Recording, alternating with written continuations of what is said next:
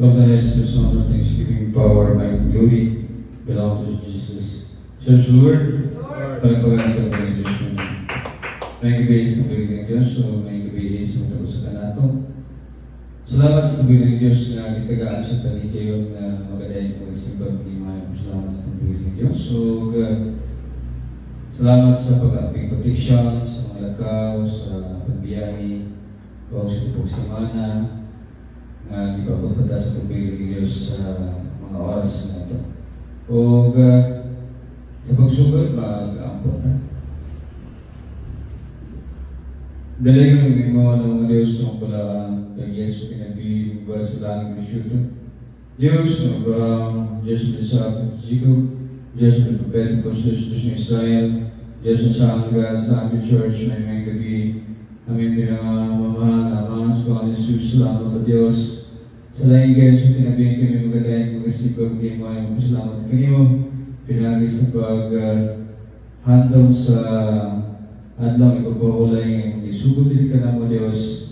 Inado Diyos, hallelujah, ikaw na sa mong taliwala o huwag mapapaghandang sa kaway nasa mong taliwala o Diyos. So ikaw Diyos, punta na mag-aaban ka na mo ikan sa pagsugod sa cheerful song, solemn song sa Bible study, Credence Mogoli, ibisan pa sa mga members mo kanakanan. So closing prayer, Diyos, ikaw Diyos, mag-aaban ka na mo. Bubuhay kami sa mga presensya, Diyos, kami sa mga Espiritu. Kung sa Diyos ikaw magpaayon sa mga sakit pelatihan, masulbat sa mga problema, pumulash na siya sa sakit pelatihan. Intananggan ang diapong isaling keselamatan, lamang madawat sa gawa ng Panginoon Jesus. All the highest praise, honor, thanksgiving, power, might, glory belong to Jesus. In the name of Jesus we pray. Amen. Praise God. Tuloy natin naglimit namin siya mag-lead sa praise and worship.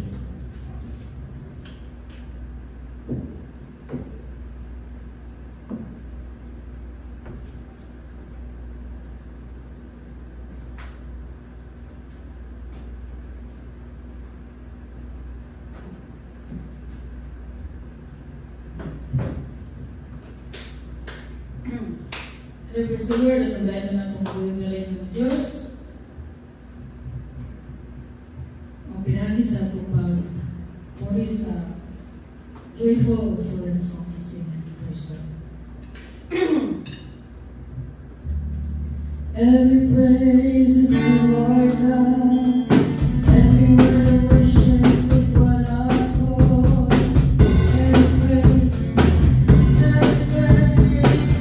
our God.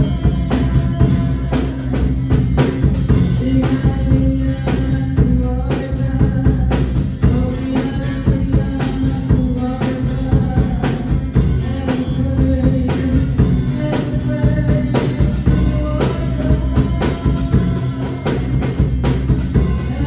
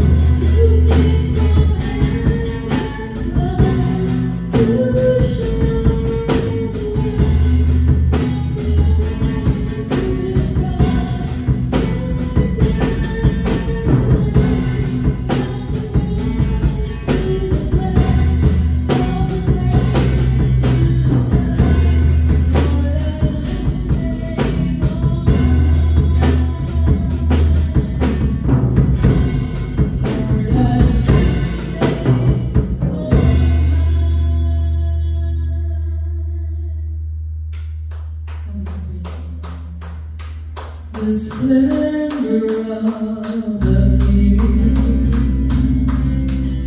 Lord in majesty, let all the earth rejoice, all the earth rejoice. He wraps himself in light, and darkness tries to hide, and trembles at his voice, trembles at his voice. God reigns.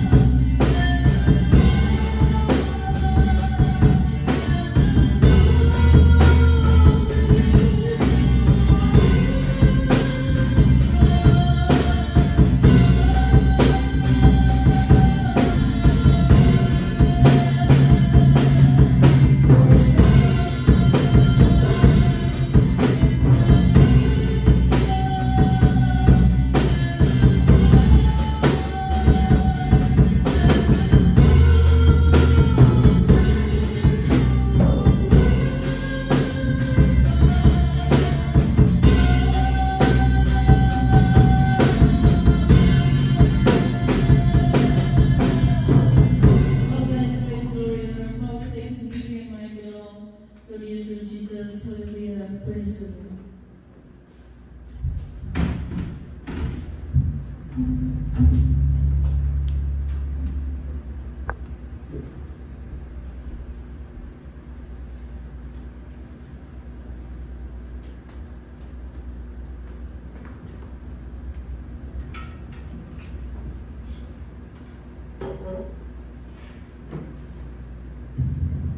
Praise the Lord. Palagpagan natin ang Panginoon Diyos.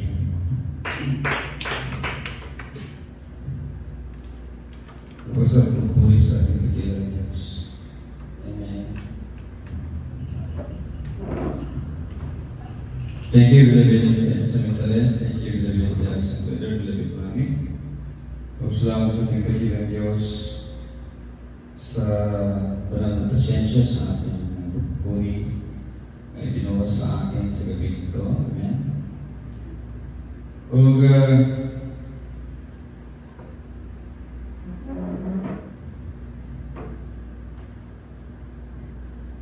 ang kapayapaan, dakilang pag-ibig, kabag-awa, pagmamahal, at ang banal na Espiritu ng ating dakilang Diyos ay suma sa atin sa gabi ito. Amen. At dahil po tayo sa ating Bible study. Ating Bible study ay sa Book of Revelation po. Pero hindi po natin ito palaliman ang ating mga pagbibigay ng kahulugan. No? Kasi matindi po ito mga minamahal. Eh, tayo po ay online, ina-upload po natin, kaya tayo po ay nag-iingat mga minamahal. No? So, atin pong talakayin ang pahayag Kapitulo 16. At umpisa natin dito sa 12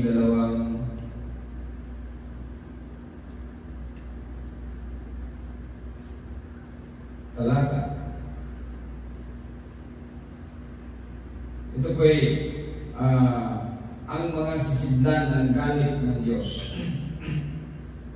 Pahapiyawan lang po natin ito kasi ito po ay nangyayari na. Pahayag Kapitulo 16, versikulo 12 hanggang 21. So, 16. Ito po yung nangyayari na po mga minamahal at nandito na po tayo no, sa ika-anim na sisidlan. No? So, hindi man sa atin na direkta na nangyari kasi tayo nga ay hindi naman direktang mapitukan kundi indirect yung ating mararanasan dahil sa kahirapan. No? Yan po mga minamahal. No? So, verse 12, ibinuhos ng ika-anim na anghel ang laman ng kaniyang sisidlan sa malawak na ilog ng Euphrates o Euphrates. Natuyo ang ilog upang makadaan doon ang hari mula sa silangan. At nakita kong lumabas mula sa bunganga ng dragon ng halimaw at ng huwad at sinungaling na propeta. Ito yung mga minamahal. Kung ito po sa verse 13, no? So matindi po ito mga minamahal kasi yung dragon, yan yung halimaw, at yun yung huwad at sinungaling na propeta. So, sabi dito, bunganga ng dragon, ng halimaw, at ng huwad at sinungaling ng propeta. Kasi itong dragon o halimaw, ito po ay isang empire, mga minamahal. So ang namumuna ng empire na ito yung tinatawag dito na sinungaling huwad na propeta. Kasi kaya pinagsama siya. Kasi empire naman itong dragon empire. Ito yung sinasabi natin pauna noon na hindi nga ito ang US. Kasi hindi naman empire yung US So pag sinabi mong empire, hindi lang isang bansa yan. Empire nga Malawak ang halos lahat ng bansa ay sakop niyan. Yan po mga minamahal. Kaya nagiging tawag sa kanya ay dragon. Kasi malaki nga di ba? Makapangyarihan. No? So, lumabas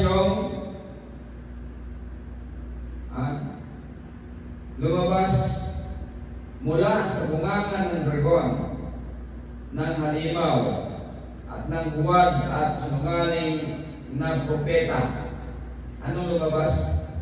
Ang tatlong masasamang espiritu na parang mga palaka. Kaya, ano ba ibig sabihin dito? Yung dragon kasi ay hindi naman yan ang kumbaga makapagsalita.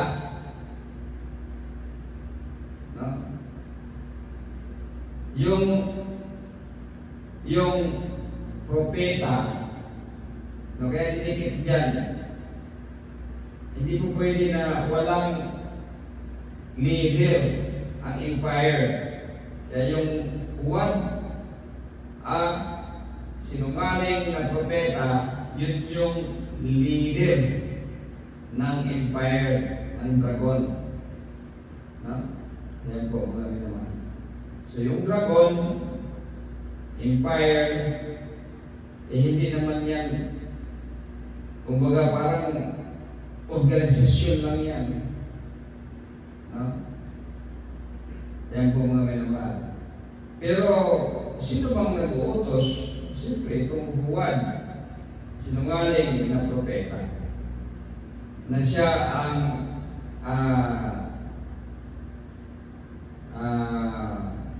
namamahala, pinakamataas, no, sa empire.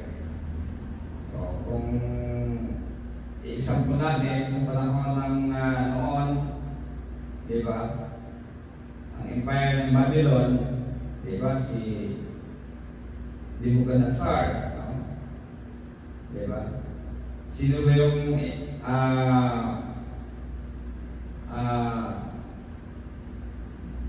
pinaka makapangyarihan sa panahon ng Roman Empire? Ang Roman Empire po mga minamahal ay hindi po nawala hanggang ngayon. Kaya nga yun po yung tinutukoy dito Pero hindi natin palaliman mga minamahal. Hindi po nawala ang Roman Empire. Nandyan, existing hanggang ngayon ang Roman Empire. Kaya nga, yung sinungaling at huwad na propeta, siya ang namumuno ngayon sa Roman Empire. Yan po mga naman. At lumabas sa bunganga ang espiritu, masasamang espiritu na parang mga palaka. Ito po ay pag-uudyok naghirang siya, inuudyukan niya yung mga leader ng tatlong malalakas na bansa. Yan po, ini-influensyahan niya. Yan. Yan po yung tatlong palaka, leader po yan ng mga makapangyarihang bansa. In verse 14, iyon ang mga demonyong gumagawa ng mga kababalaghan. Pumupunta sila sa mga hari sa buong mundo upang ipunin sila para sa paglaban sa Diyos pagdating ng dakilang araw na itinakda ng Diyos na mapangyarihan sa lahat. Kaya nangyayari na po ito mga minamahal ngayon. No? Yung influence ng huwad at sinungaling na propeta ay naghimo na po siya, nag-influensya na po siya, gumawa na po siya ng tatlo dahil sa kanyang marmandang na salita. Makapangyarihang masamang salita dahil huwad siyang propeta, dahil sinungaling siyang propeta. Kaya itong tatlong matataas na leader na ito yung naghihikaya sa mga iba pang mga leader ng iba't ibang mga bansa upang lumaban sa Diyos. Yan po mga mayroon. Malapit na kasi ito malapit na mangyari ang labanan ng mabukit masama. Nag-umpisa na nga. No? Yan po mga mayroon. Yan po yung tinatawag na kasuklam-suklam na mangyayari. No? So, matindi po ito mga minamahal. Ang katong matataas na tao sa makapangyarihang mga bansa, humihimok sila sa influensya ng dragon o ng huwad at sinungaling na propeta. At kung saan po sila maglalaban, yun yung tinatawag na Armageddon. Lugar po yung Armageddon. No? Lugar ang Armageddon. Hindi po yan gera. Kasi marami nangangaral sa YouTube, sa Facebook, yung mga vlogger, mga naririnig natin, kahit pa yung mga ngaral ng iba't ibang mga sikta ng Kristyanismo, ang pinapangaral nila, ang Armageddon ay war. Mali po. Ang Armageddon ay lugar kung saan magaganap ang digmaan ng mabuti at masama. Iba po yung gera. Iba po yung lugar. Para maintindihan natin. Kasi kailangan natin maintindihan kasi tayo mga anak ng Diyos, tayo hinirang ng Diyos, siyempre para malaman natin saan ba itong lugar na ito.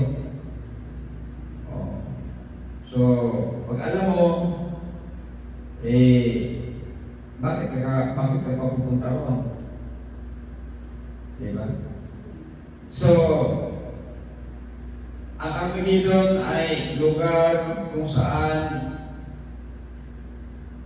magaganap ang labanan ng mabuti at masama. Ito mga minamahal. Sabi nito sa verse 15 and 16, ang lugar na pinagtipunan sa kanila at sa kanilang mga sundalo ay tinatawag na Armageddon sa wikang Hebrew. Yan po mga naman. So,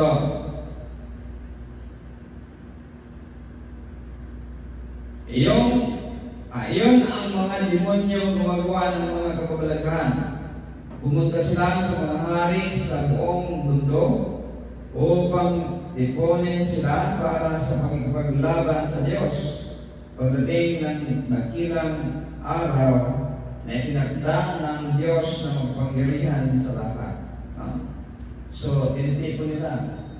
Then, doon nila tinitipon sa lugar na tinatawag na Armageddon. Ang kanilang mga sundalo,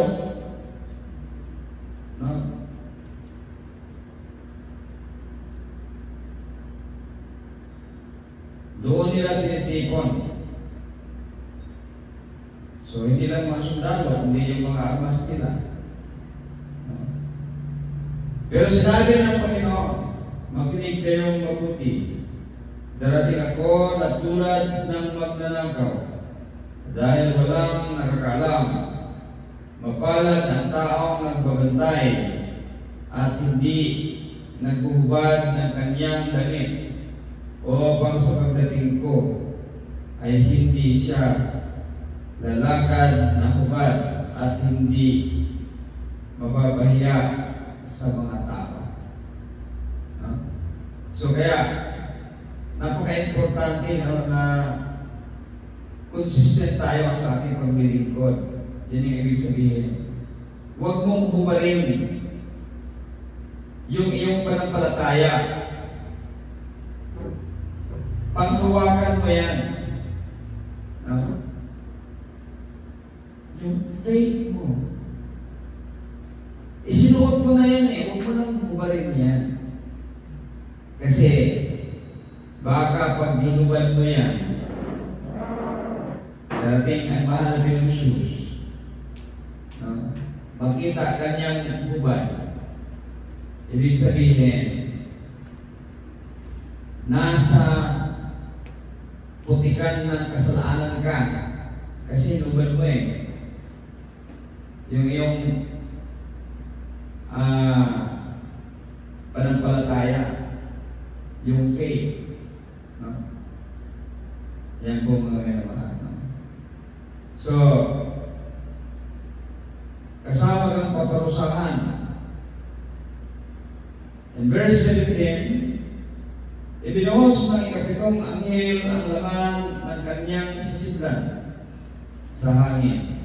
At may narinig akong sumisigaw mula sa trono sa templo, naganap na ang lahat. Pagkatapos, kumintad, umulog, umugong at lumindol ng napakalakas. Walang ganoong kalakas na lindol sa buong kasaysayan ng tao. Iyon ang pinakamalakas sa lahat.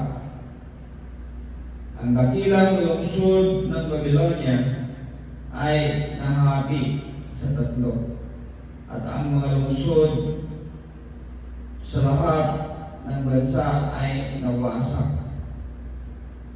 Tinupad ng Diyos ang sinabi niya tungkol sa mga taong nakatira sa lungsod ng Babylonia. Kaya dumating na sa kanila ang parusa ng Diyos dahil sa matinding galit niya. Kaya ito po mga minamahal, sinasabi natin, hindi po tayo kasama dito. Hindi naman ito lungsod ng Babylonia ang sa atin. Ano ba ang lungsod ng Babylonia? Di ba? Yung Iraq, yung Iran, yan yung Babylonia noon. No? Kaya nga, yan sa Israel hanggang doon sa yung Europe na yan, yung US, yung West, yan po yung mga lugar. No? Hindi po tayo kasama. Yan po mga minamahal. Kaya sinasabi po natin dito, ayon ni Prophet Isaiah, ang sloganan ay magpapasalamat sa Diyos. At ang mga taong iligtas ng Diyos sa kanluran, dahil po maliligtas po na, hindi po lahat mamamatay. No? Kasi sisiliwan ng Diyos ang kanyang mga pinili doon. Marami po sa mga lugar na yan, sa lugar ng Armageddon, marami po maliligtas dyan. No? Yan po mga minamahal. So, tandaan po natin no, na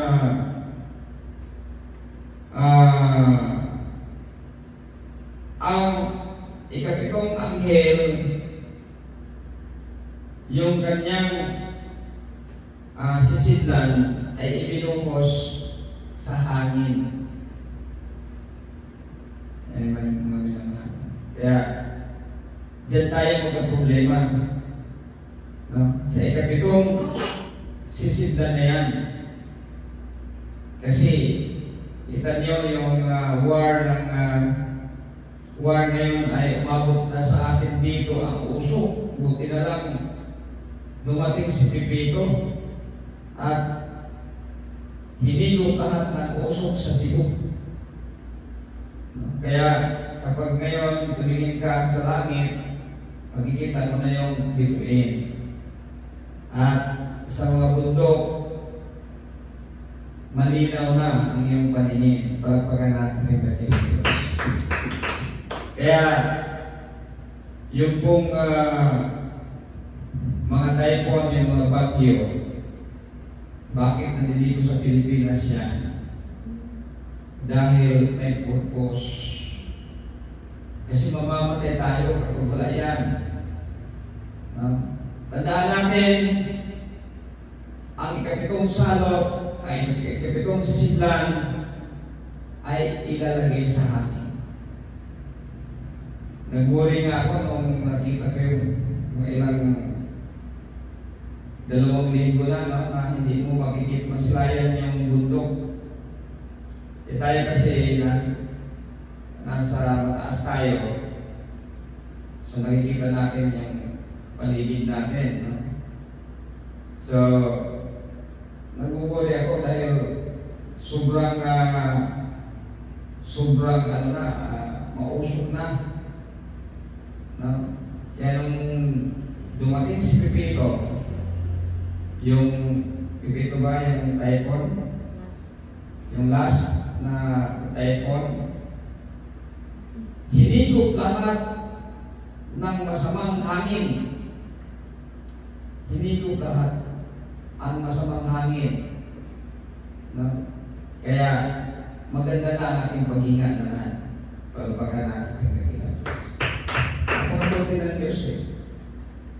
Ito lang sinasabi natin, tandaan natin, ang ikapitong sisidlan ay ibubuhos sa hangin.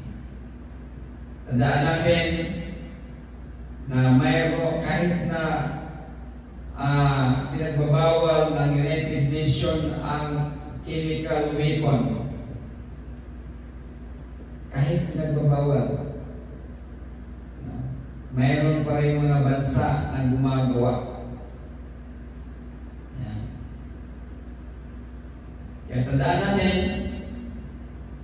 yung ikapitong sisidlan ay sa hangin. Kaya, wala po tayong ibang naisip kundi chemical weapon. Ito, no? So kaya, ang habag ng Diyos, no, ay siya makapagligtas sa atin. Kasi walang yung nuclear maliligtas ka niyan eh. No, kapag medyo malayo ka, may distansya ka. Pero sa chemical weapon po mga minamahal, hindi ka maliligtas kasi nasa hangin. Yan. Nasa hangin po. Hindi po tayo maliligtas niya. Hindi tayo makakaligtas ng chemical weapon. So, kaya nga sinasabi may purpose ang mga bagyo. Kasi kapag yung chemical weapon na ang gagamitin, kasi nga ang ikapitong sisidlan ay sa hangin inilagay. Kaya tandaan natin, huwag tayong magalit sa bagyo, kasi yan ay gawa ng Diyos upang tayo ay maligtas sa kapahamakan. Ito lang ating sinasabi kasi nandiyan na eh.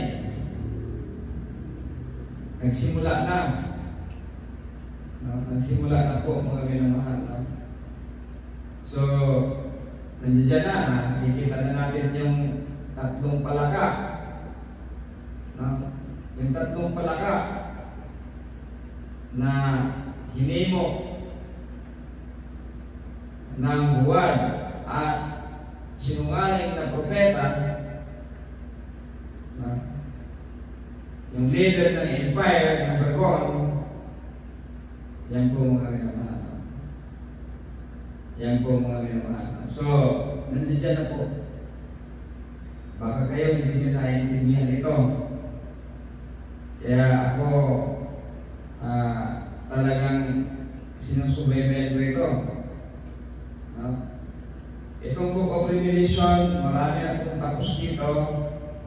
Pero itong mga ito ay hindi pa. Nag-uumpisa pa lang ito. At nakakatakot po ito mga minamahal. Nakakatakot. Paano tayo maliligtas sa hangin kung sakaling dyan ilalagay ang chemical weapon? Sinasabi ko nga, yan po ay pinagbabawal ng United Nations sa mga lahat ng bansa. Pero hindi pa po tumubo ang ngipin ng United Nations. Wala pang ngipin. Mahina pa yung Interpol. Hindi pa gaanong nagagamit ng mga pwersa. Kasi ang mga bansa ngayon ay talagang napaka-hindi yung kanilang mga armas. Yan po mga minamahal. Siguro matigil lang ito kapag yung United Nations mayroong kakayahan na suplinin ang mga bansang masasama. Yan po mga minamahal. Actually, ang bansa hindi naman masama eh. Tao ang mga leader na nakaupo. Yan po mga minamahal. So,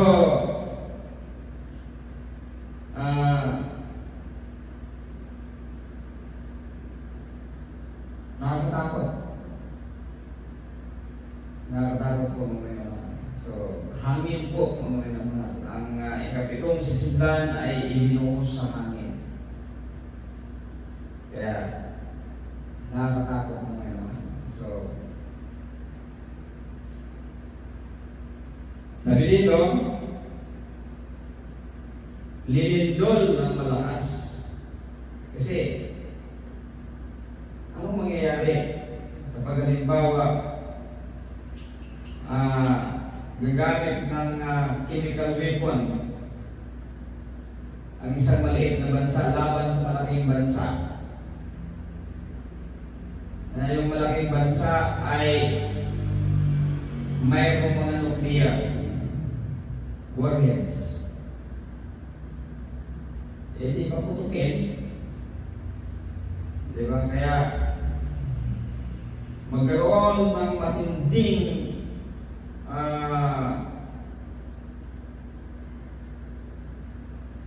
earthquake. Sabi dito,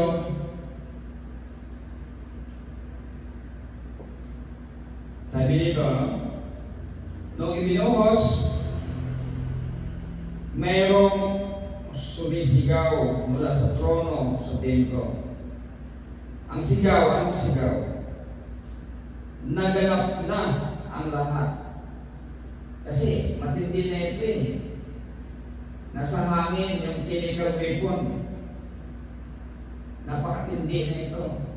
Kaya sinasabi ko, sinong makakaligtas sa chemical weapon na nasa hangin? No? Kaya sabi dito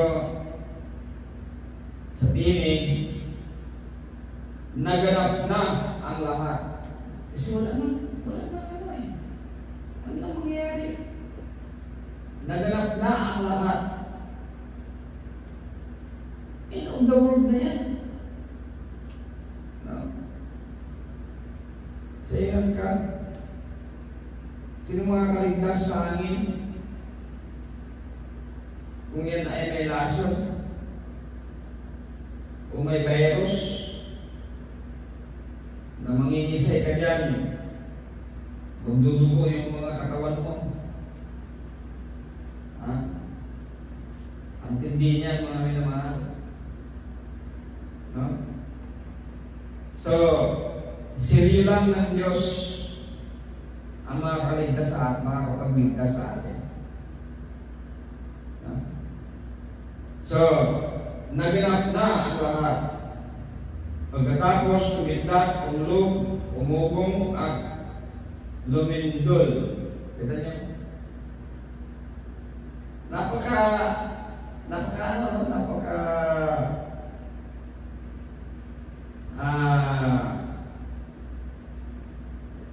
accurate, no? Yung description. Kasi, di ba? Ano mangyayari kapag mayroong mga missiles or missiles? Di ba? Mga nuclear. Nakita natin, sinangkulan yata yung Ukraine ng Russia. Kita niyo? Kumidlat, kumulog, umugong, at lumindol ng malakas. Kita niyo? Kung ano yung description niya, ganun talaga. Di ba? Uugong yan eh. Pag puputukan yan, ano yan eh. Pag bitawan na yan, sindihan na. Kikindot yan. Kukulog yan. Uugong yan. Pagkatapos, lilindod yan. Yan po, malakas na rin doon. Kasi masisira ang lupa, magpuputukan ang mga bulkan sa sobrang init. Na? Yan po mga minamahal. Ang description dito sa earthquake mga minamahal ay sinasabi dito, walang ganoong kalakas na lindol sa buong kasaysayan ng tao. Iyon ang pinakamalakas sa lahat. Ang dakilang lungsod ng Babylonia ay nahati sa tatlo. At ang mga lungsod sa lahat ng bansa ay nawasak. Gano'ng katindi. Tinupad ng Diyos ang sinabi niya tungkol sa mga taong nakatira sa lungsod ng Babylonia. Kaya dumating na sa kanila ang parusa ng Diyos. Dahil sa matinding galit niya, naglaho ang lahat ng isla at naglaho rin ang mga bundok. Hindi dito sa atin, hindi yan dito sa atin. Doon sa tinatawag na Armageddon, lugar kung saan magaganap ang digmaan ng mabuti at masama. Yan, maglalaho. Kasi nga, sinabi ni Prophet Isaiah, gagawa siya ng bagong langit at bagong lupa. Bagong langit at bagong lupa. At nandoon lahat yung gagawin ng Diyos. No? So, hindi na doon. Iba na. Bago na. No? At dyan sa maraming bundok mangyayari. Hindi doon sa kanila mawawala yung bundok eh. Yung mga Islam mawawala yan. Kasi masisira eh. No? Kaya nga yung mga sinasabi natin tungkol sa bansang ito ay mangyayari. Anong kasunod? Di ba sinasabi natin lagi mag-aayos sila doon kasi pagkatapos yan mag-aayos sila eh. Kaya wala nang makakasurvive doon. Mag-aayos sila. Kasi pagkatapos ng halimbawa nuclear war, no? Matatabunan kasi ng mga alikabok yung sun. Kaya mag-aayos na mag-aayos ang mundo. Babalik tayo sa Ice Age.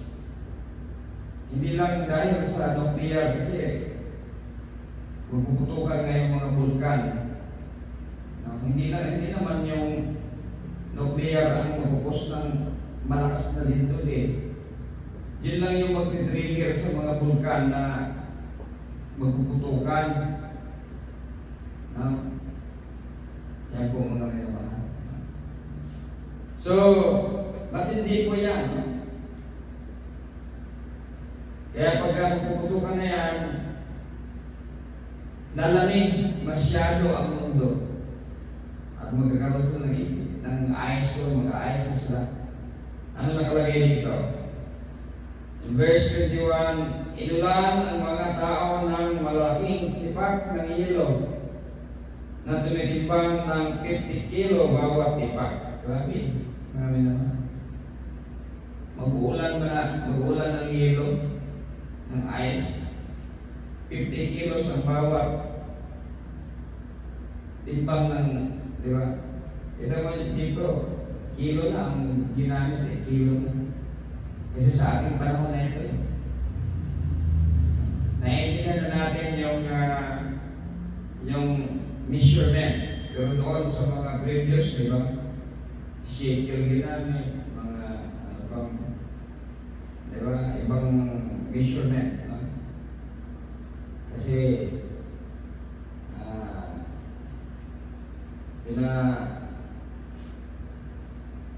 paniwalag naman doon yung kalumaan.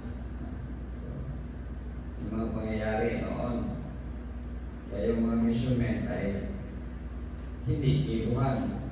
Sa atin ngayon, mangyayari kasi sa atin ngayon, ang pinakanon na measurement ay kilo. Kaya 50 kilos ang bawat isang tipak ng yelo na babagsak sa kanila. Kaya sinasabi nga natin, napakaraming tao na nag-aantay sa mahal ng Jesus, pero pagdating ng mahal ng Jesus ay hindi nila kaya ang sobrang liwanag dahil sa kanilang kasalanan. Maraming nagandoy karon na maabot na mahal ng Jesus, pero hindi nila alam. Kawang lang yung kanilang pangandoy kung wala silang sunod sa pagbubuton sa Diyos. No? Kasi magtatago sila. Hindi nila kayang makita ang liwanag mula sa mahal ng Jesus. Yan po mga minamahal. So, ang pinakalas nito yung mag-aayos at magkakaroon ng pag-ulan ng 50 kilos bawat tipak ng yelo. At nilait ng mga tao ang Diyos dahil sa matinding salot na iyon. Ito kasi mga minamahal, kung iisipin mo, bakit mo lalaitin ang Diyos? Eh dapat nga, magsusumamo ka sa Kanya, magpakiluwi ka sa Kanya. No? Yan po mga minamahal. Pero, ito yung mga ginawa nila eh. Kasi, akala nila, sila na ang Diyos eh. Sila naliligtig ng Diyos. Akala kasi nila, walang Diyos talaga. Yan. Pero yan po ang mangyayari. Kaya papel lang po ito, hindi po tayo pwedeng bibigyan ng matinding buhay ito kasi hindi pa panahon. No? Malalaman din naman yan sa mga anak ng Diyos kasi bibigyan naman sila ng kapangyarihang umunawa. Kaya sa ngayon, ito lang yung sasabihin natin. Sapat na rin ito upang maghanda ang isang katauhan. Sapat na upang ihanda mo yung sarili sa kapighatian na darating. Yan po mga mga. Ang paghahanda ay sinasabi na natin matagal na. No? Ilang taon na. Nagsasabi tayo maghanda. Kaya dapat maghanda tayo. Yung spiritual natin dapat malinis yung ating kabuuan sa ating pagkatao. Kaya magsisi tayong lahat. Kailangan natin na maging malinis. Di ba? Huwag natin kubarin yung damit na sinasabi dito, yung panampalataya natin upang hindi tayo malatnan ng mahal ni Jesus na hubad. Awitan natin ang tinatila ng Diyos.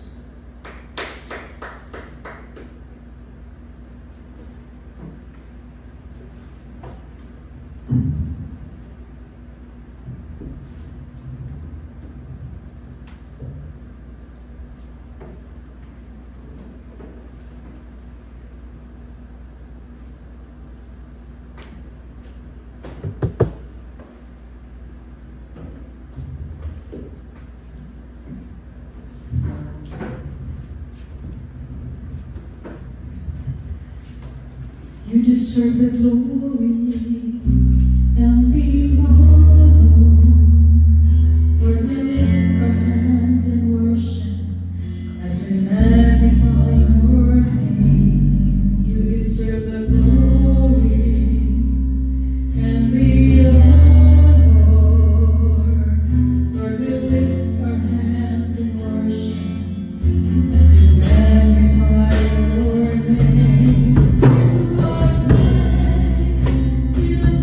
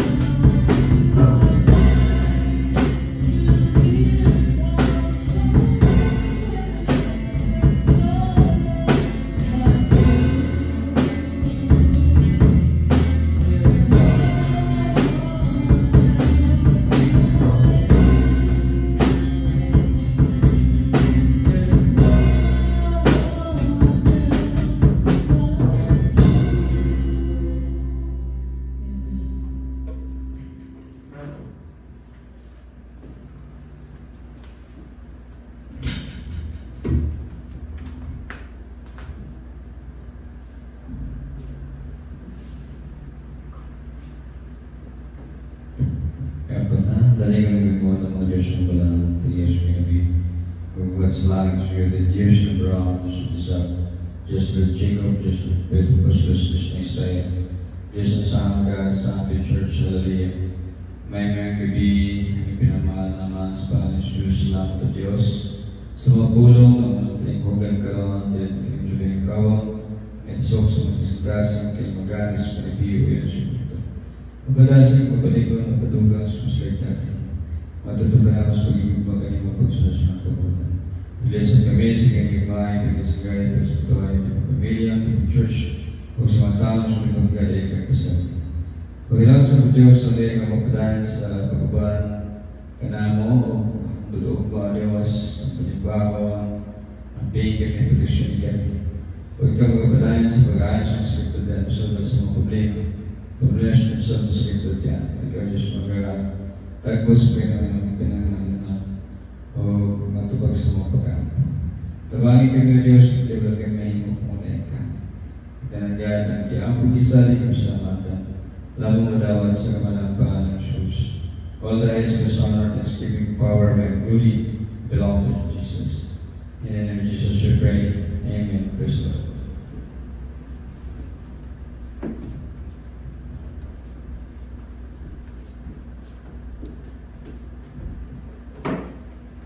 Salamat sa pagpili niya. So, tatawa tayo sa nagbibigay ng mga members. Atong tawagon sa Gallery Diamond siya ang magbigay ng members.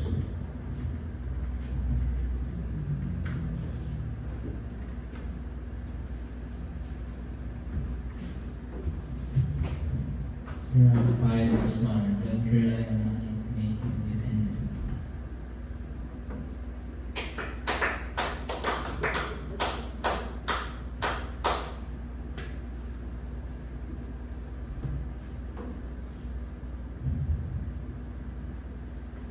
Jeremiah 29 verse 11. For I know the plans I have for you, says the Lord. Plans to prosper you and not to harm you. Plans to give you hope and the future.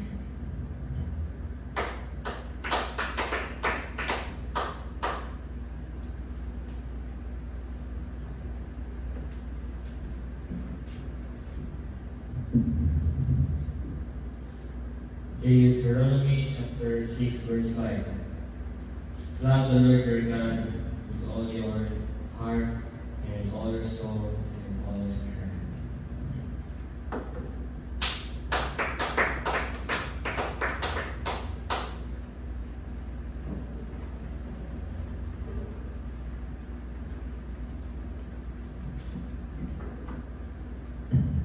Psalm chapter 27 verse 1.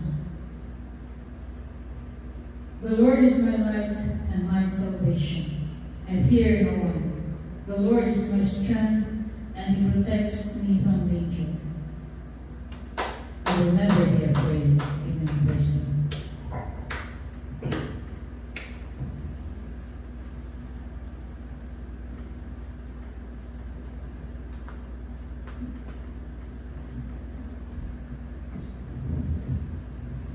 Acts chapter 4 verse 12. Salvation is found in no one else, for there is no other name under heaven given to mankind by which we must be saved. Jesus' name alone. Salamat sa bilang niya. So, salamat sa daugan ay ihatag sa kalibahan karon ang bilang Diyos ko babal ka nato, ang pag-ugma, sa tubalin-bahon, kaya sa disgrasya, katagman, kada kasakitan, o ang mga Jesus na padayon siya mag-aayos ng sekretary sa problema siya sa sekretary. Matugog sa mga pag-aampo, matapos sa pinagyan. O inaot nga, sigon taga na sa pagiging Diyos. O padayon ka, mga magsisigay sa pagkusa, o gabi na ito kalimtan ang mga pagkain, pagsingkot, paghimay, pagkasas ng mga sa pag-adlaw, pag-tubi, in between, sa itong mga pagkinabi sa mga taga-adlaw, mga dili natin higaw sa pagkaling Diyos, ang atong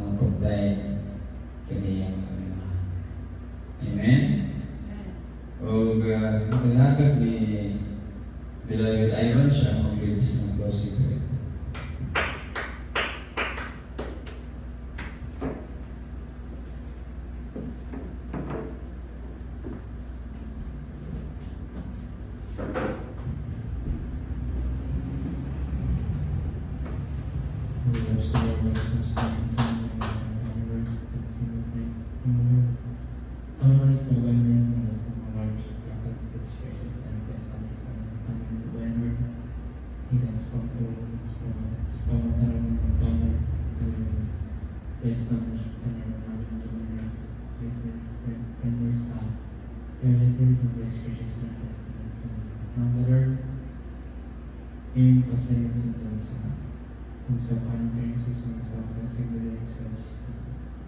It's always a palabas at this name. It's sponsored again by the this world of this church's name.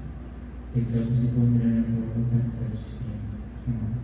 Fugatan mo world of church's name. Opening verse church's name. Pastor Mati Boy of church's name. Jesus saves, Jesus heals, Jesus woman by first for Jesus is a shepherd from the context of the praise the soul of His glory and Lord everything goes for Jesus. His name very praise the Lord.